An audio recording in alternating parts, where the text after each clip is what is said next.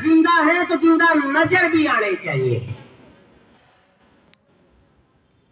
रंधावा जी 40 साल जिंदा नजर आए हमारे बीच में, सीखा जा सकता है बहुत कुछ। रंधावा जी के जीवनी को पढ़ रहा था मैं, इतने प्रोग्रामों में गए हैं ये,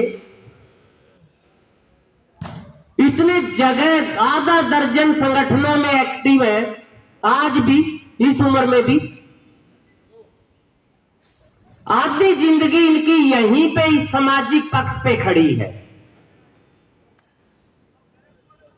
क्या यही कबीर होना है? क्या यही नानक और बुद्ध होना नहीं है? भगत सिंह को भगत सिंह, पेरियार और अम्बेडकर को अम्बेडकर क्यों कहते होंगे लोग? ऐसी क्या अलग चीज थी कि उनको हम आज भी यहां याद कर रहे हैं? अभी हम यहां मैनेजर के दफ्तर में बैठे थे, वहां अम्बेडकर जी का फोटो लगा है। मेरे दादा का तो नहीं लगा, ना मेरे पापा का लगा, उनका लगा है। रंधावा सिंह जी का गीत गा रहे हैं, क्या है वो अलग सा? क्या है कि किसी का गीत गाया जाता है, किसी का नहीं गाया जाता है, किसी का क्या ज्यादातर का नहीं गाया जाता है। ये बुल्ले शाह को क्यों याद किया जाता है?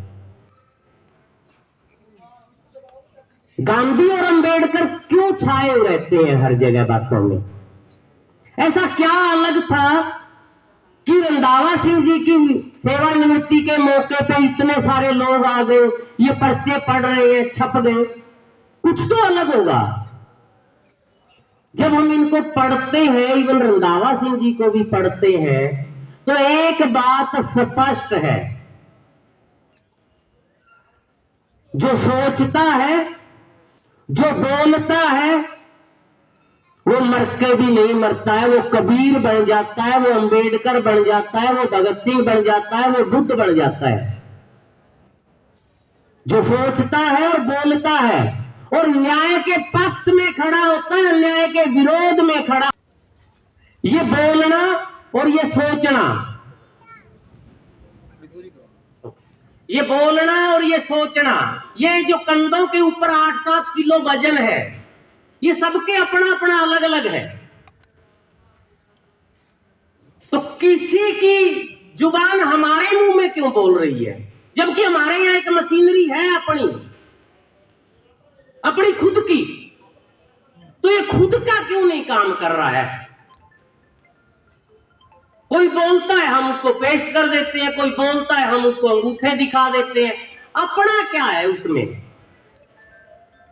तो ये सोचना और ये बोलना और ये न्याय के पक्ष में खड़े होना, यही रंधावा होना है। और इसी से रिटायरमेंट 58 साल में फूलमालाओं से संभव है।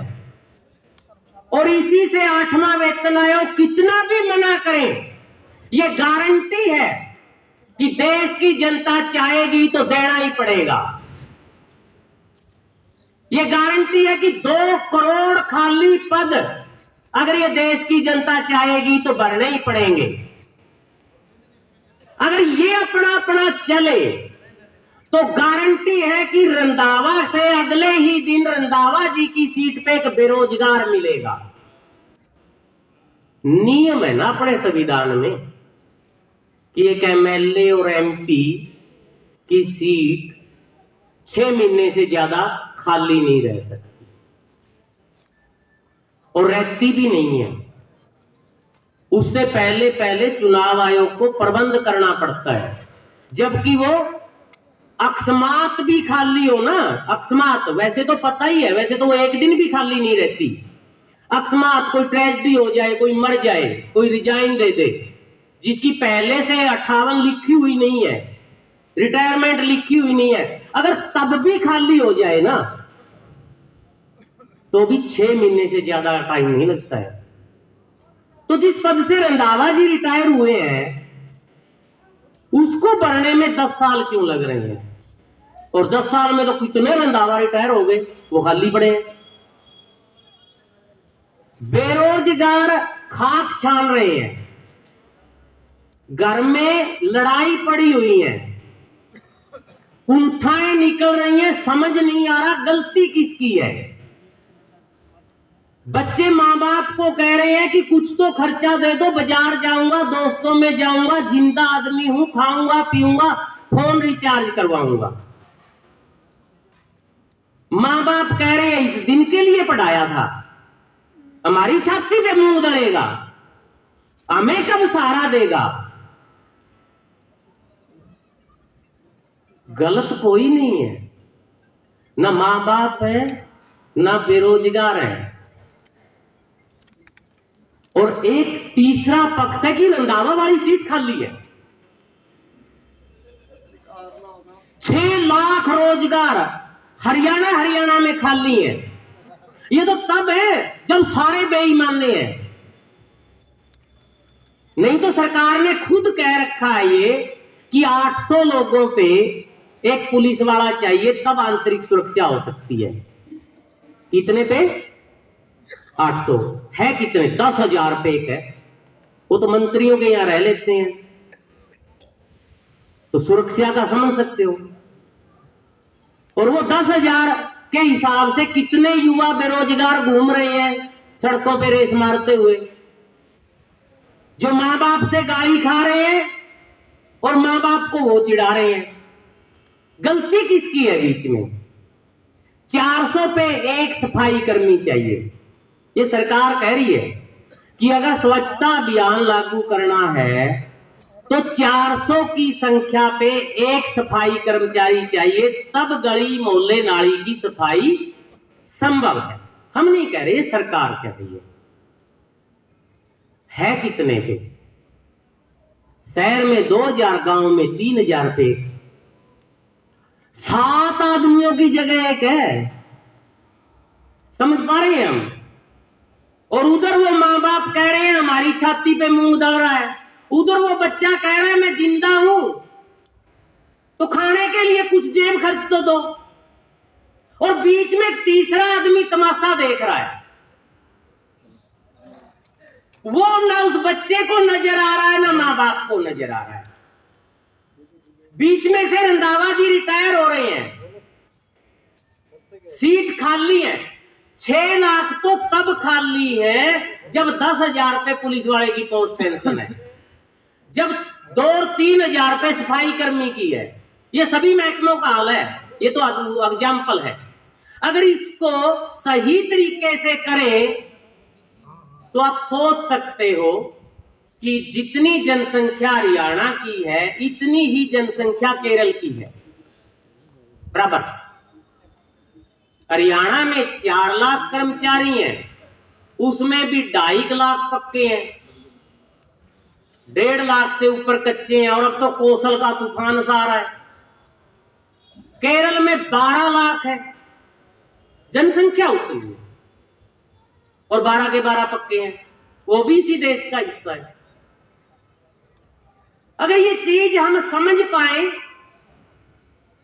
और फिर ये चीज हम अपने गली मोहल्ले गांव दुकान और अपनी संगठनों में समझा पाए, तो हिम्मत है क्या इस सरकार की कि 8वां वेतन ना दे, डीए मर्ज ना करे, पेंशन ना करे, बेरोजगारों को रोजगार ना दे।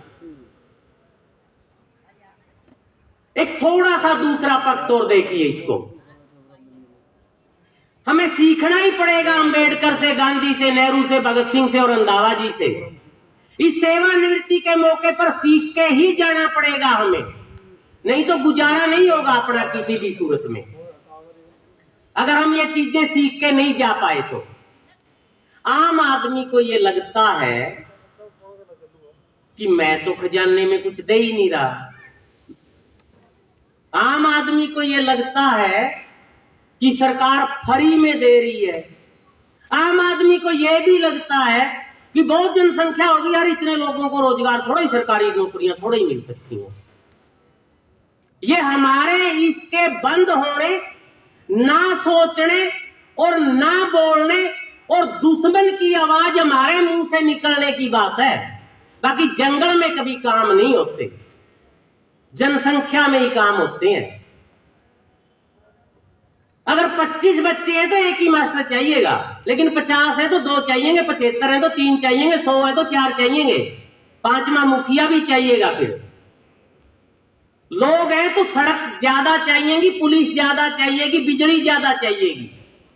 जनसंख्या ज्यादा है तो रोजगार ज्यादा चाहिएंगे। ये कोई ऐसी रॉकेट साइंस नहीं है कि समझ ना आए हमें।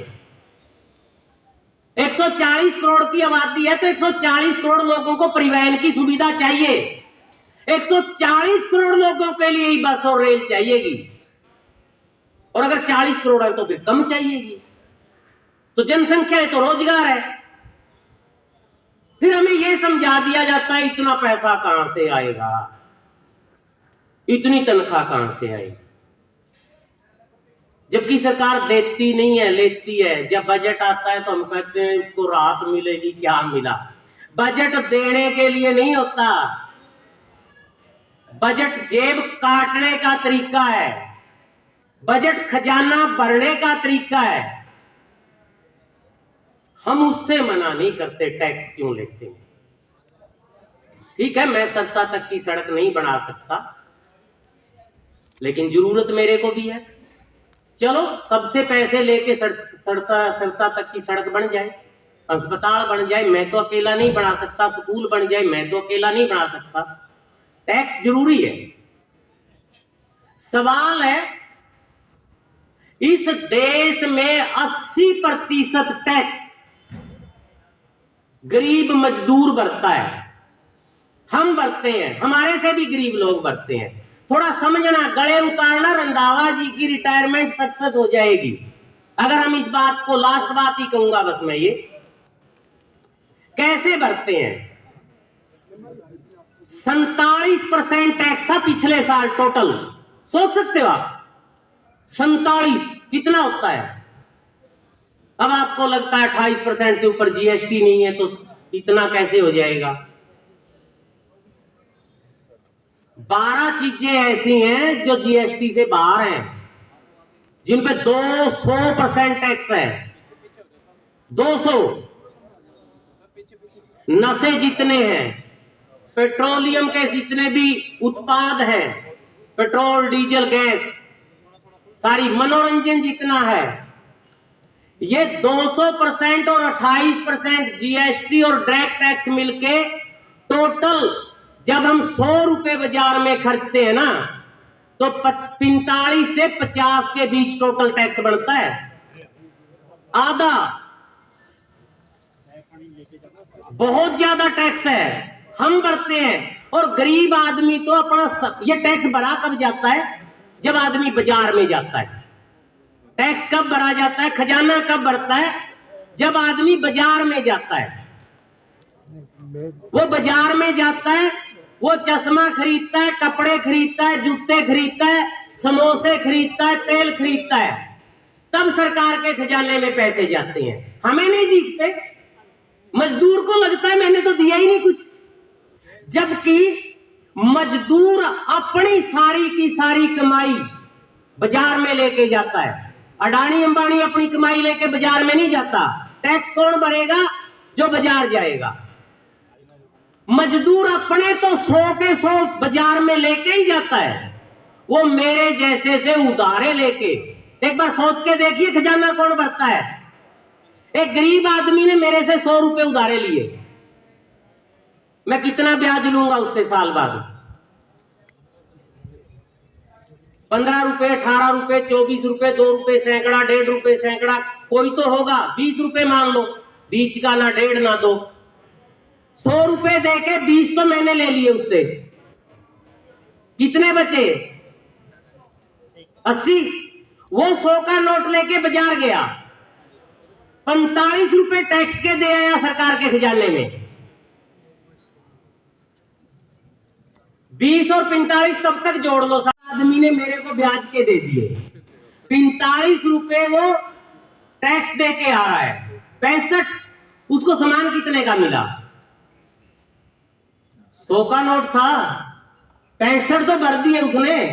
इस देश के लिए, इन सड़कों के लिए, इन नौकरियों के लिए, इस रोजगार के लिए, 8वें वेतन आयोग के लिए, पेंशन के लिए, पढ़ाई के लिए, दवाई के लिए। 35 ही बचे,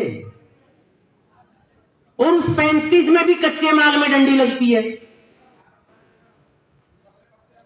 आंकड़ा देखिए आप, 2080 में जब 100 रुपए का सामान बढ़ता था,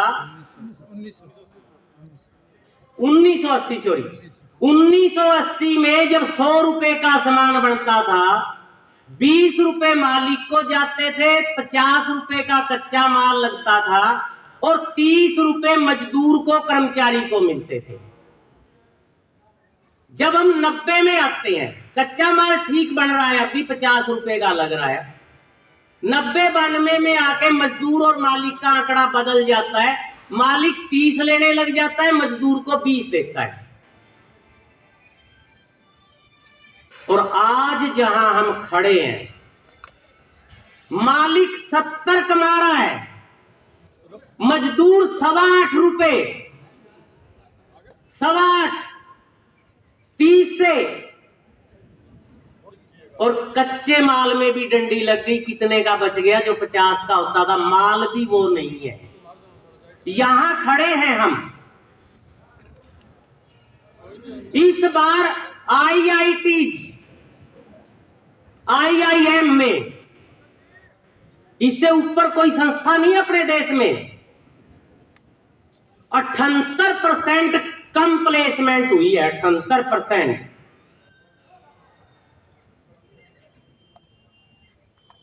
बाकियों का तो क्या हाल है देख लेना। अब रंधावा जी की इस रिटायरमेंट पार्टी में 1-2 लाइनों के साथ मैं अपनी बात खत्म करता हूं। दुष्यंत ने लिखी थी, वो कबीर की मान लो, बुद्ध की मान लो, रंधावा की भी मानी जा सकती है। उन 2 लाइनों से भी हम अपना निचोड़ निकाल सकते हैं। तुम्हारे पांव के नीचे जमीन नहीं है, हमारे पांव के नीचे जमीन नहीं है।